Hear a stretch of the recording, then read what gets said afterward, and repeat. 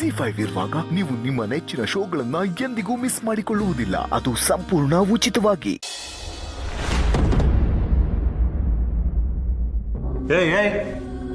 ಏನ್ ಮಾಡ್ತಾ ಇದೀಯಾ? ನನ್ನ ಬಟ್ಟೆ ಬ್ಯಾಗ್ ಎತ್ಕೊಂಡು ನೀನ್ ಎಲ್ಲಿಗೆ ಹೋಗ್ತಾ ಇದೀಯಾ? ನೋಡ್ಬೇಡ ನನ್ನನ್ನು ಹಾಗೆ. ಅದೇನ್ ಕಣ್ಣೋ ಕೆಂಡನೋ ಒಳ್ಳೆ ಸುಡು ಹಾಗೆ ನೋಡ್ತಾ ಇದೆಯಲ್ಲ ನೀನು. ನೋಡ್ಬೇಡ ಹಾಗೆ. ಏನ್ ನಾನು ಮಾಡಬಾರ್ದು ತಪ್ಪು ಮಾಡಿದ್ದು? ಏನೋ ಮನೆ ಕೆಲಸ ಮಾಡಕ್ಕಾಗಲ್ಲ ಅಂತ ಹೇಳ್ದೆ, ಅದೇ ದೊಡ್ಡ ತಪ್ಪ. ಜಟ್ಟಿ ಬಿದ್ರು ಮೀಸೆ ಮಣ್ಣಾಗ್ಲಿಲ್ಲ ಅನ್ನೋ ಜಾತಿ ನಿಮ್ದು. ಯಾರು ಎಷ್ಟೇ ಅವಮಾನ ಮಾಡಿದ್ರು, ಯಾರು ಎಷ್ಟೇ ಬೈದ್ರು, ಅದ್ಯಾವುದು ನಿಮ್ ತಲೆಗೆ ಹತ್ತಲ್ಲ ಅಲ್ವಾ? ಸೊಸೆ ಮುದ್ದ, ಅದ್ಯಾವುದು ತಲೆಗೆ ಹತ್ತಿಸ್ಕೊಳಕ್ ಹೋಗ್ಬಾರ್ದು. ದೊಡ್ಡವ್ರು ಹೇಳೋದು ಕೇಳಿಲ್ವಾ? ಯಾರಾದ್ರೂ ಎದುರುಗಡೆ ನಿಂತ್ಕೊಂಡು ನಮಗೆ ಬೈತಿದ್ದಾರೆ ಅಂತ ನಮಗೆ ಅನ್ಸಿದ್ರು ಅವ್ರು ಬೈದಿರೋದನ್ನ ನಾವು ಕೇಳಿಸ್ಕೊಳಕ್ ಹೋಗಬಾರ್ದು. ಒಂದು ವೇಳೆ ಕೇಳಿಸ್ಕೊಂಡ್ವಾ ಅದು ನಮಗೆ ಆಗತ್ತೆ. ಕೇಳಿಸ್ಕೊಳ್ಳದೆ ಸುಮ್ಮನೆ ಹಾಗೇ ಹೋಗ್ತಾ ಇದ್ರೆ ಬೈಗಳೆಲ್ಲ ಅವ್ರ ತಾನೇ ಉಳ್ಕೊಳತ್ತೆ. ಸಾಕು, ನೀವು ಮಾಡೋ ಅವಾಂತರಗಳು ಸಾಕು. ಈ ಮನೆಯವ್ರು ನಿಮ್ಗೆ ಬೈಯೋದು ಸಾಕು.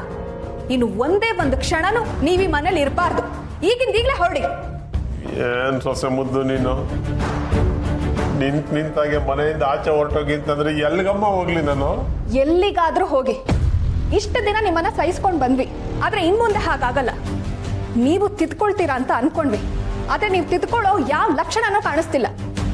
ಕೋತಿ ತಾನ್ ಕೆಡೋದಲ್ದೆ ವನನೆಲ್ಲ ಕೆಡಿಸ್ತು ಅನ್ನೋ ಹಾಗೆ ಈ ಮನೆ ನೆಮ್ಮದಿನ ಹಾಳು ಮಾಡ್ತಿದ್ದೀರಾ. ಇಲ್ಲ ಮಾವ, ಇನ್ ಹೊರಡಿ, ಈಗ್ಲೇ ಹೊರಡಿ. ಬೇಡ ಸೊಸೆ ಮುದ್ದು, ದಯವಿಟ್ಟು ಹಾಗೆಲ್ಲ ಹೇಳ್ಬೇಡ. ಒಂದ್ ವೇಳೆ ನಾನು ಈ ಮನೆಯಿಂದ ಹೊರಗಡೆ ಹೊರಟೋದ್ರೆ ಅನಾಥ ಆಗಿಬಿಡ್ತೀನಿ. ಈ ಮನೆ ನನಗೆ ದೇವಸ್ಥಾನ ಇದ್ದ ಹಾಗೆ ಸೊಸೆ ಮುದ್ದು. ನಾನು ಇಲ್ಲಿಂದ ಆ ಮನೆಗೆ ಹೋದ್ರೆ ನನ್ನ ಮಗನು ನನಗೆ ಸೇರಿಸೋದಿಲ್ಲ, ನನ್ನ ಬುದ್ಧಿ ಅವನಿಗೂ ಹಿಡಿಸೋದಿಲ್ಲ. ಯಾರಿಗ್ ತಾನೇ ನಿಮ್ ಬುದ್ಧಿ ಹಿಡ್ಸತ್ತೆ ಹೇಳಿ? ನಿಮ್ಮಂತ ಕಳ್ರ ಕದಿಮ್ರಿಗೆ ಅಷ್ಟೇ ನಿಮ್ ಬುದ್ಧಿ ಹಿಡ್ಸೋದು.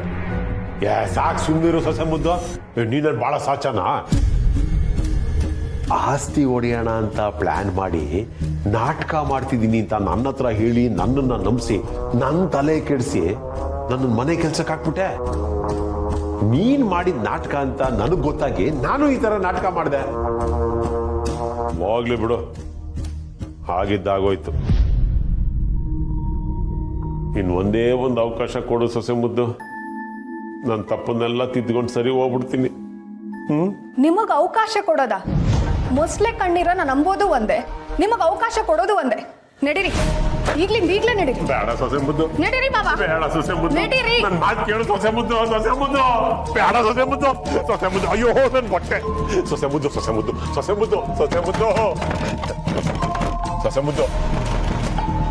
ಮುದ್ದು. ಬಾಯ ತೆಗಿ ಸೊಸೆ ಮುದ್ದು.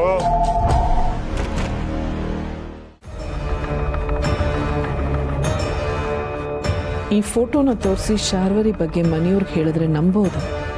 ಬರೀ ಈ ಫೋಟೋಯಿಂದ ಶಾರ್ವರಿ ಹೀಗೆ ಅಂತ ಮನೆಯವ್ರನ್ನೆಲ್ಲ ನಂಬಿಸೋದಕ್ಕೆ ಸಾಧ್ಯನಾ? ಅಮ್ಮ,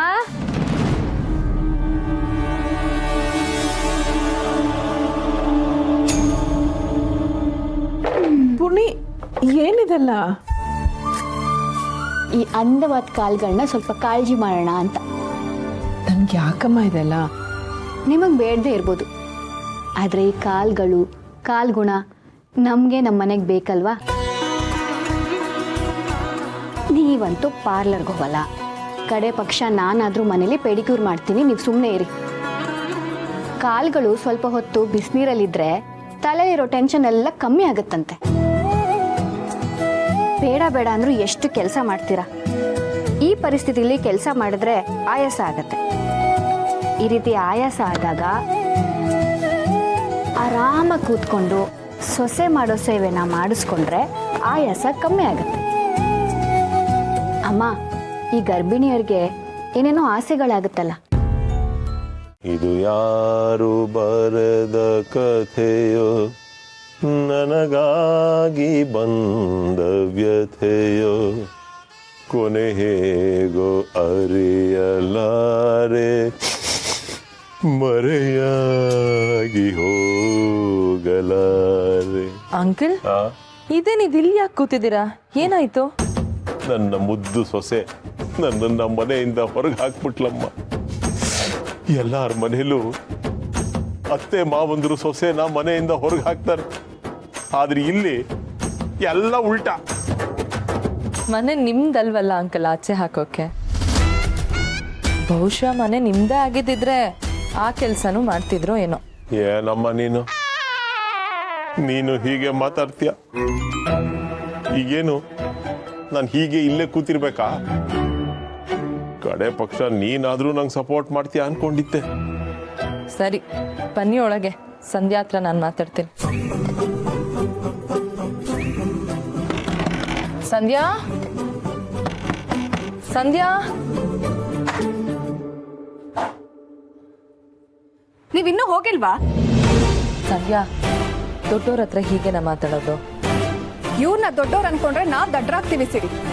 ಹಾವಿಗೆ ಹಾಲೆರ್ತು ಮನೇಲಿ ಇಟ್ಕೊಂಡ್ರೆ ಅದು ಒಳ್ಳೇದಲ್ಲ. ಹಾವಾ? ಏನಮ್ಮ ನೀನು ಹಸುನಂತ ಮನಸ್ಸು ನನ್ನನ್ನು ಹೋಗ ಹಾವಿಗೆ ಹೋಲಿಸ್ತಾ ಇದೆಯಲ್ಲ. ನೀನು ಮನೆಯಿಂದ ಆಚೆ ಹಾಕಿದ್ದು ನಾನು ಸಿಕ್ಕಾಪಟ್ಟೆ ಬದಲಾಗ್ಬಿಟ್ಟಿದ್ದೀನಮ್ಮ.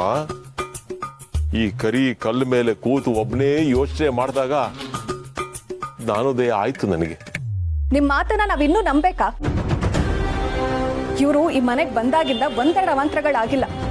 ಇವರಿಂದಾಗಿ ನನಗೆ ಕೆಟ್ಟ ಹೆಸರು ಬಂತು. ಸಾಲ ಮಾಡಿದ್ ನಾನು, ಆದ್ರೆ ಅದನ್ನ ಕಳ್ದು ಹಾಕಿದ್ದು ಇವರು. ಈ ಮನೆ ಅಡ ಇಡೋದಕ್ಕೆ ಕಾರಣನೇ ಇವರು. ಇಷ್ಟೇ ಯಾಕೆ, ತಾತ ಸತ್ತಿದ್ದಾರೆ ಅಂತ ಸರ್ಟಿಫಿಕೇಟ್ ಮಾಡಿಸ್ತವ್ರೆ ಇವರು. ಇಂಥವ್ರನ್ನ ನಾವು ಮನೇಲಿ ಇಟ್ಕೊಳ್ಬೇಕಾ?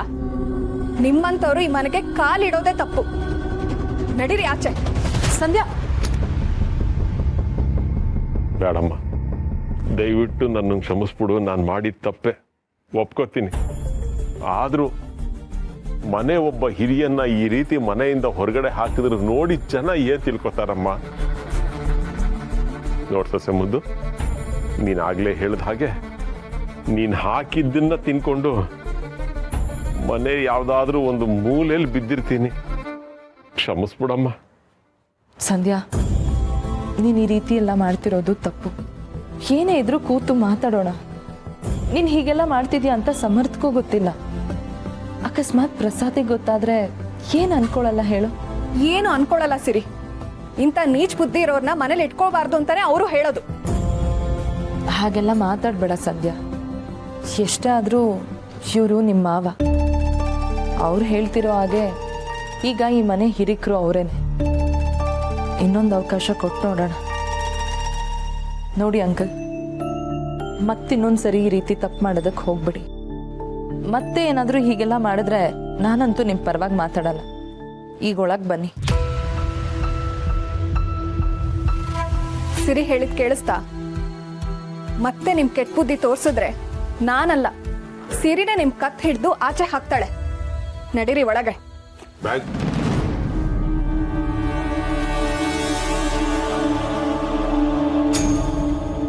ಬೀಸೋದೊಂಡೆ ತಪ್ಪಿಸ್ಕೊಂಡೆ.